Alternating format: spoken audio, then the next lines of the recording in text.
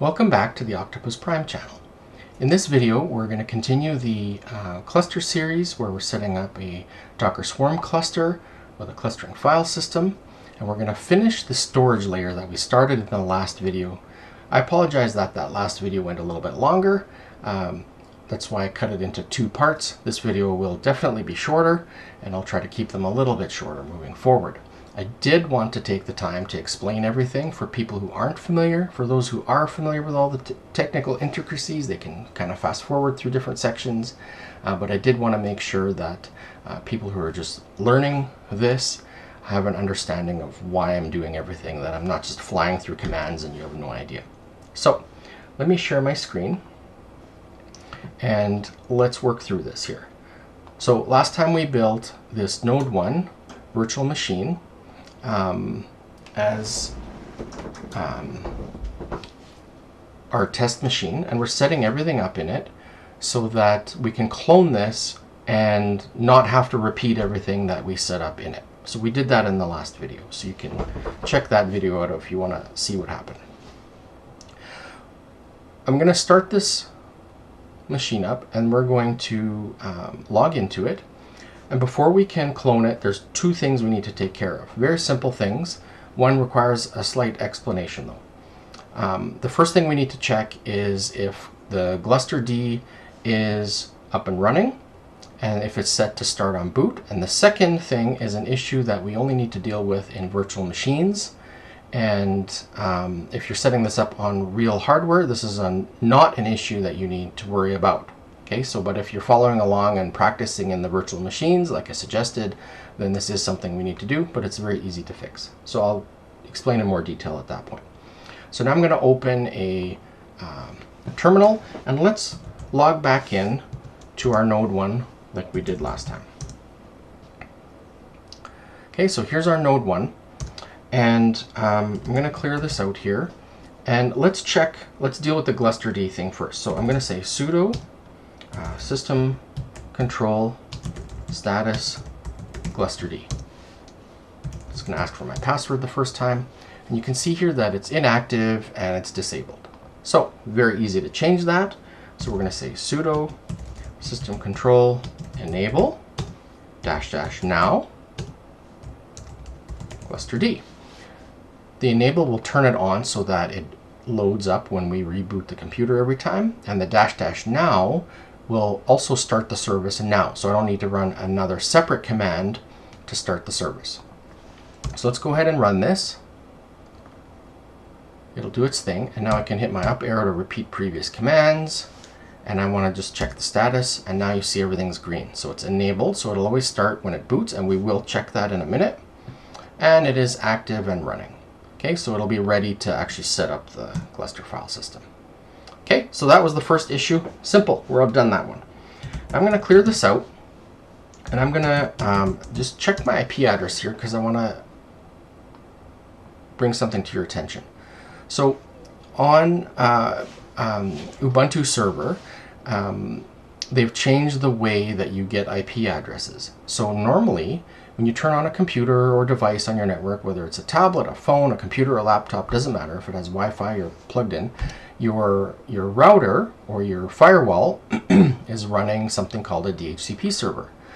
It gets a unique identifier from your device, and then it hands back a network address for it. That unique identifier is usually the MAC address. What's the MAC address? The MAC address is a unique identifier for every network card that's been created, supposedly. So whether it's a wired card or a wireless card, it's supposed to have a unique identifier. You can actually see the one for my computer right here. That's what a MAC address looks like. Ubuntu has changed that, and they no longer send the MAC address to get it to fetch your IP address. They send another unique identifier. This is not a problem when you're setting this up on physical machines. It becomes a problem when you're cloning a virtual machine like we're about to do. I ran into this and it was a bit of a surprise. I had to spend quite a bit of time researching to find a solution for this, and it turns out the solution is very simple. All we need to do is go in and tell Ubuntu server, hey, go back to the old way and use that MAC address, so that when we clone our virtual machine and we tell it to use new MAC addresses, each of our new nodes is going to correctly get their own IP address. If we don't do that, each one of our virtual machines is going to try to get the same IP address, and that will make you mad, it'll make your router mad, it'll make everybody mad. So to fix this, very simple. So we're going to say sudo nano. Why don't we go to where the network configuration lives first. So we're going to say cd, etc., netplan. And if I look in here, there's a single file, and that's where the network configuration lives on Ubuntu server. It will be different for different Linux distributions and slightly different on Raspberry Pi as well. I'm going to say sudo nano, and I'll just type 50 and hit the tab key so that it fills in the rest. I don't have to type it all. And so here's our network configuration. It's very basic. It's everything sort of the default's automatic. So all we need to do here is tab in and add a single line. So we need to say DHCP identifier and a colon and a space and then MAC. That's it. So that's going to tell this virtual machine, hey, when you're trying to fetch an IP address, send my MAC address, not this other identifier that Ubuntu has come up with. Send my MAC address so that I get a unique IP address. And that will resolve this issue. Again, on physical systems, you don't need to do this. Control O to save this. Control X to exit. Okay, and so what I'm going to do now is I'm going to reboot. And so we're going to get disconnected. We can check our reboot status here in VirtualBox. And then I'm going to reconnect. If you recall, our IP address a couple of minutes ago ended in 194 on my network. It'll be different on yours, of course. Okay, so the machine's booted up. So I'm going to clear this. And I'm going to try to log into node 1 again. Since we're using the host name. When I go in here and I show my IP address, you'll notice it's different. It's ending in 196 now. So it sent the MAC address, which is this, which is a unique number, and then it got back a different IP address. Now when we go clone our virtual machines, they'll all correctly get an address, and we won't have any troubles or headaches and pulling out your hair. And Ernst did it, but mine didn't work. Okay, while we're here, we're just going to quickly check that sudo system control status glusterd. We're just going to check that glusterd also started up when we rebooted, and it did. So that means that this node is now ready to be cloned. It has everything ready. Gluster's running. It's not configured yet, but it's running. All our storage is sort of configured and ready to go. So we can shut this down because we don't want to clone it while it's running. Okay, back to VirtualBox. So here we have our node 1. It's all ready to go. Now we're going to clone it. So let's work through this quickly here. So I right click, I choose clone, and I'm going to name this next one node 2. I'm going to do a full clone. I'm going to use the current machine state because the current machine state is ready to go. Under MAC address policy, I'm going to tell it to generate a new MAC address for all network adapters just to be safe so that we know that we're going to get a unique IP address. And we can check these boxes here to keep the disk names and keep the hardware UUIDs. If you recall, we mounted that brick under /data/brick1 using the UUID of the hard drive. If we check these boxes, it'll keep all the names and UUIDs the same in the clones, and that means we won't have to tinker with that. It'll just work. So we'll click Finish. It'll take a moment to do its thing. We'll copy the machine over, and there it is. Before we proceed, I'm just going to quickly do the same thing again for number 3. So we'll call this one node 3, generate new MAC addresses, check these boxes, finish. So now we're going to have 3 nodes. Now, I'm going to start the new nodes one at a time with node 1 still turned off.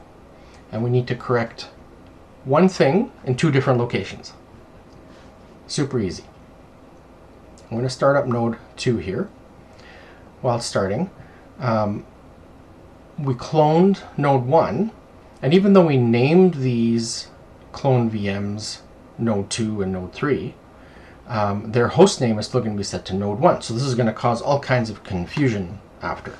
So we need to just simply set the host name of the node 2 virtual machine to node 2 and the node 3 virtual machine to node 3. So we're going to log in here to do that. Don't worry, I'll zoom in on this when I edit my video, so you'll just get to see it now. Ta-da! We need to change the host name in 2 spots. So I'm going to say sudo nano etc. host name, and I need to punch in my password. And you see here it's set to node 1 still. I just need to change it to node 2. Hit Control O to save it, Control X to exit. That's the first one. The second spot we need to change it is in host names. So almost the same thing. I can use my up arrow to repeat the last command. Sorry, it's etc. hosts is what it is. So we're going to edit there, and you'll see here the second entry from the top, it's still set to node 1. That's going to cause all kinds of problems. Trust me, this is next day Ernst, who already went through all of those problems. I've had some regrets with cloning these virtual machines, I have to say.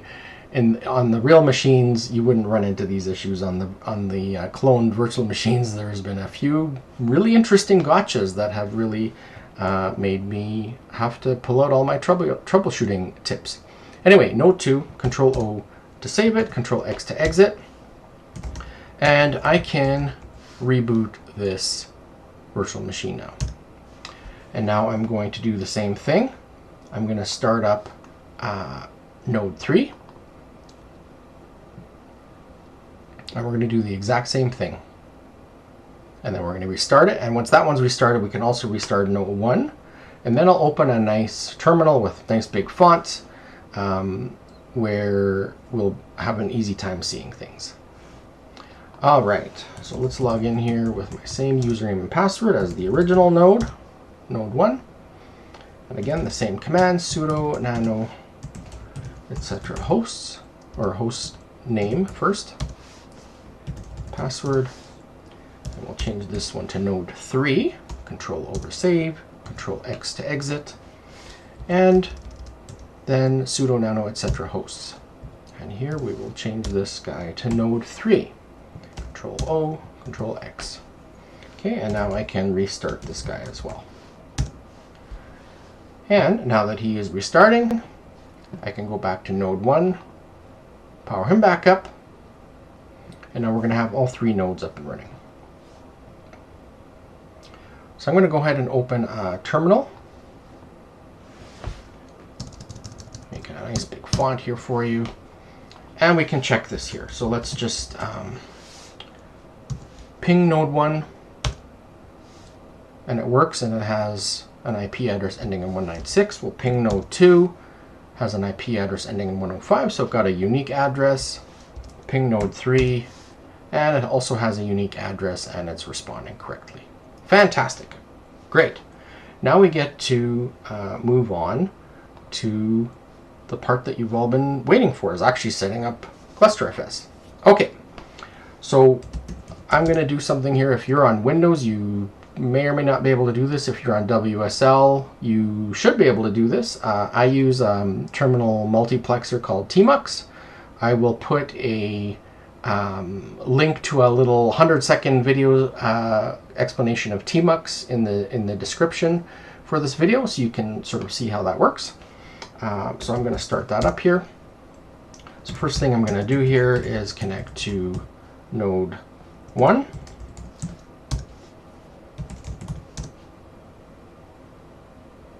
Okay, and I'm just going to become root here, and I'll clear that out. Then I'm going to open a new pane in here, and I'm going to do the same thing. So I'm going to log into node 2.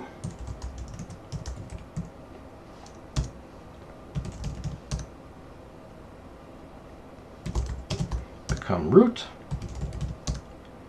clear the screen so we don't have to look at confusing things. Open another new pane. Same deal again, getting the idea. And by the way, if you've made it this far, I guess I chose a pretty technical topic to start my channel with, but don't worry, there's going to be all kinds of easier, lighter stuff also coming. And once we have created our Docker Swarm cluster, then I can do some videos on really interesting things to run on them, like a private local AI server, an N8N agentic automation server, and I will show you some really cool things that you can do with those things. So for now, we're sort of just slogging through the nuts and bolts of setting up a cluster here. Okay, so I have a sort of terminal pane open here for each node. You can see the node 1, node 2, node 3 there. So from node 1, we'll use that sort of as our master node. I'm going to tell Gluster to probe these other nodes, and that adds it to its trusted pool. And while we're creating the volume, we can add nodes to the trusted pool. After that, nodes can only be added from the existing trusted nodes once the Gluster volume has been created. So beforehand, we can sort of probe from any of the nodes, but after the volume has been created, it has to be done from one of the trusted nodes. So we're going to make all 3 nodes trusted nodes here. So I'm going to say Gluster peer probe node 2. That was success. And I'm going to peer probe node 3, and that was a success. And we can check that with Gluster peer status. And so we see we have number peers 2, and it shows us host name node 2 and node 3. If I go to node 2,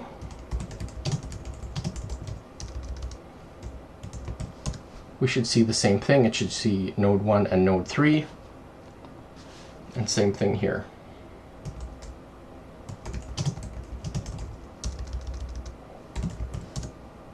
Okay. One good practice is that you're supposed to also probe node 1 from node 2 and node 3. And so I'm just going to double check something here. From node 2, let's ping node 1 and make sure that it resolves to a proper IP address, which it does. And that is only because we fixed that host name in that etc hosts file. Okay, so everything should be good to go. So we're going to do the same thing here. We're going to just say Gluster peer probe node 1. And we're going to do the same thing from number 3 here. So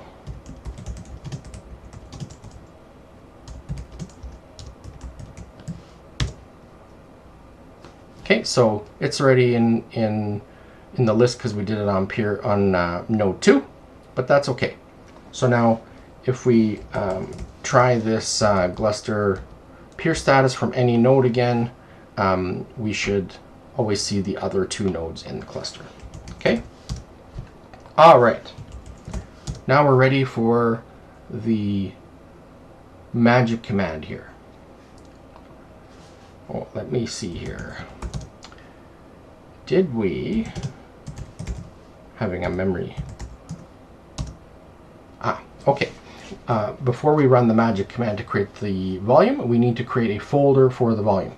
So in that data brick1 folder that we had previously created, we're going to make a GV0, so Gluster volume 0 for our first volume here. So I'm going to say make dir data brick1 GV0. And I can check that it's there. It is. And I need to do that on all 3 nodes here. So make dir data brick1 GV0.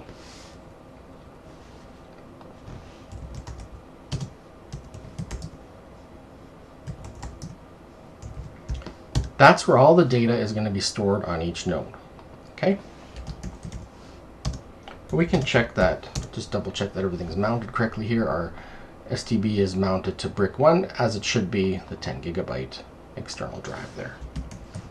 So we are good to go, I believe. All right. So now we're going to run the command to create the volume. This is what we've spent all the time trying to do here. So Gluster volume create. We're going to call it GB0. We're going to say replica 3. So in a proper volume with good redundancies, you're going to want a minimum of replica 3 so that any piece of data is stored 3 times, right? And that allows any one drive or volume or brick in the cluster to fail and the other 2 still to be in good standing without what's called split brain, where if you only have 2 replicas, unlike RAID, which works differently, mirroring, if you only have 2 replicas and one goes down, the other one doesn't know 100% for sure if it has the latest information. But if you have 3 and only one goes down, the other 2 can basically come to a consensus and vote that yes, we both have the latest data, or I have the latest data and here it is, etc., even though one went down. So replica 3 is the safest way to go, and you can add as many bricks as you want to this volume.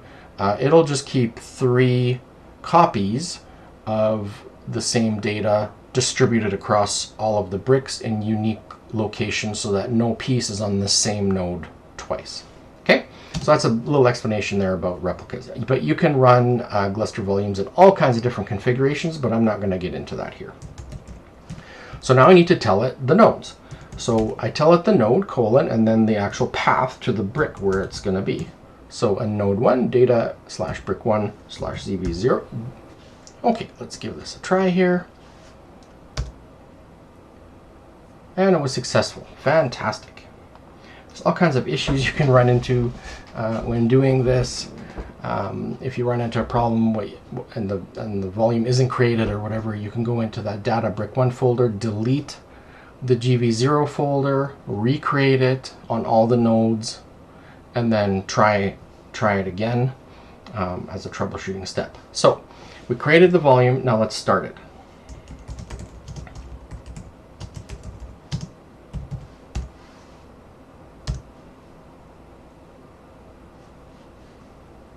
So it started successfully, and now we can check. So let's see, Gluster volume info. And here it shows us we have nodes 1, 2, and 3, the path to where it's storing the files. And if we say Gluster volume status, it will show us the status of each of the nodes in there. So you can see here brick node 1, 2, and 3. And they're all online. And the self-healing daemons are all online. So you can tell that everything's okay here. So we can try that here as well. On node 2. Make sure it sort of tells us the same thing, and it does. Fantastic. So the volume is up and running. Now, you might be tempted to just go and put files in that data brick 1 folder. And you technically can, but it's not safe to do from multiple hosts simultaneously. So what we're going to do is we're going to mount this Gluster volume into a mount point using the GlusterFS file driver, and that's going to make it safe to access from multiple nodes simultaneously. Right? It'll do file locking and so forth so that you can't write into a file that somebody else is writing into at the same time. Okay? So this is pretty straightforward. What we need to do is just go edit our FS tab where we have all of our mount points. Go to the end, and we're going to add a new one in here. So on node 1, I'm going to say Okay, node 1, a colon, and then a slash, and then the volume name. And so our Gluster volume name is GV0, so that's the format that you need to use. So that's what we're going to mount. Well, where do we want to mount it? We want to mount it on mount GV0, which I haven't created yet, so I need to do that when I come back out of here. So we're mounting the GV0 volume on mount GV0. We're using the GlusterFS driver. We're going to set up some file system options here, so just defaults as usual, and then one maybe you've seen or not seen, but underscore netdev, and that tells Gluster or the mount system that this is a network file system, so wait till the network's up before you try to mount it. Okay, so we're going to put defaults there, and netdev, and then we'll just do 0 and 0. I'll do a Control O and Control exit. Oops, and I do need to make that mount folder. And so now what we can do is tell the system that, hey, we made changes to the mount points, and now we can tell it mount everything in the folder there, no errors, so we should be good. How do we know? If we do df-h, here is our node 1 GV0 volume mounted on mount GV0. Now you could actually use any of the nodes in the cluster to mount that volume. It doesn't need to be the node that we're mounting it on. I could have chosen node 3 or node 2 or whatever. And Gluster is supposed to fail over to the other nodes in the volume if one is unavailable or has gone down. And I'll show you how to add that after.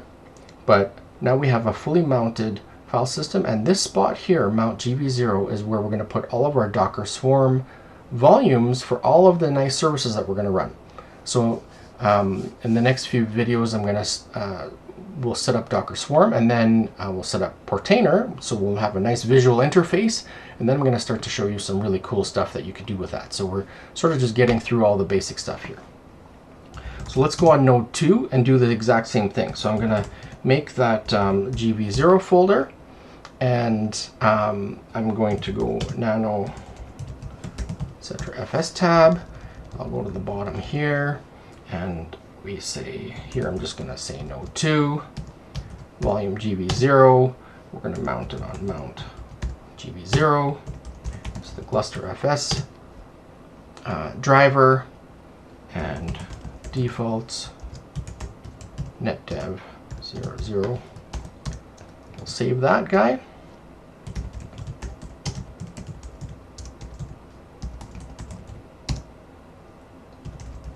See if we get an error here when we mount everything. We do not. Let's see. And there we go. So that volume 0, regardless of what node it's from, it's available on the whole cluster. That volume 0 is mounted to mount GV0, and it's 10 gigabytes in size. Okay, and so last one. And then I'll show you something neat. Because you're going to say, well, Ernst, how do we know this is actually all working here? Yes, it shows that it's mounted or whatever. I'll show you. Let's get them all mounted.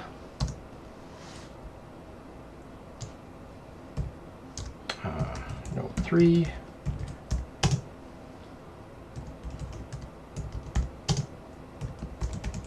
GlusterFS, and then we have defaults. Oops. netdev 0.0. Control O to save, Control X to exit.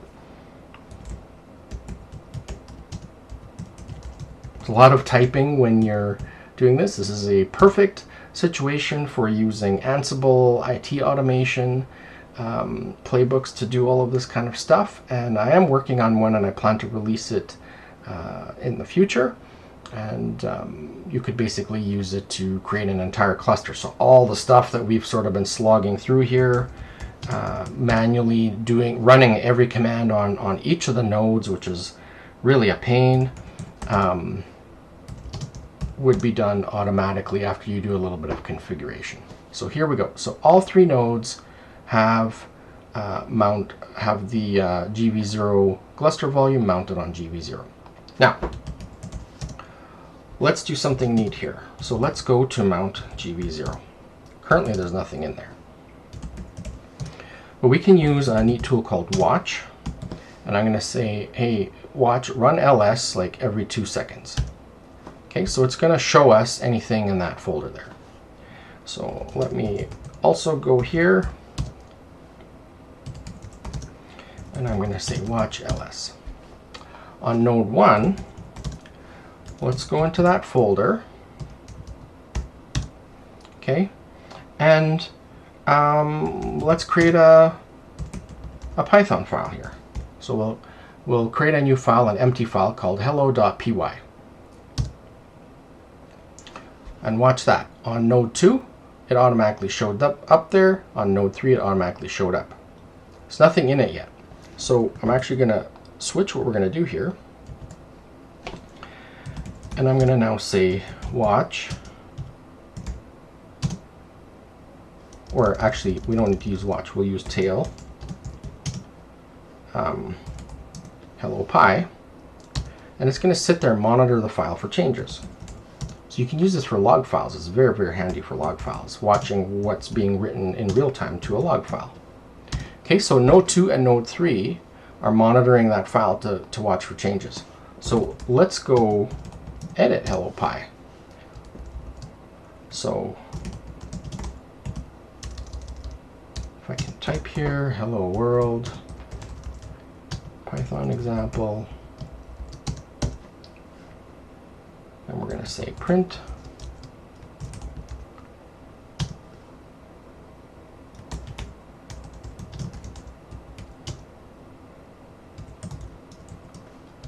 Hello Octopus Prime fans. So save this, and look, the second I saved it, it showed up almost instantly on the other 2 nodes.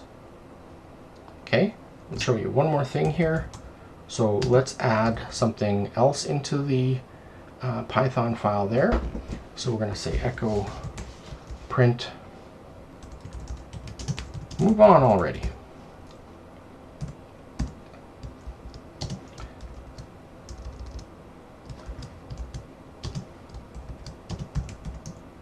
Into the Hello Pi, so the 2 angle brackets there will append it to the end of the file Hello Pi.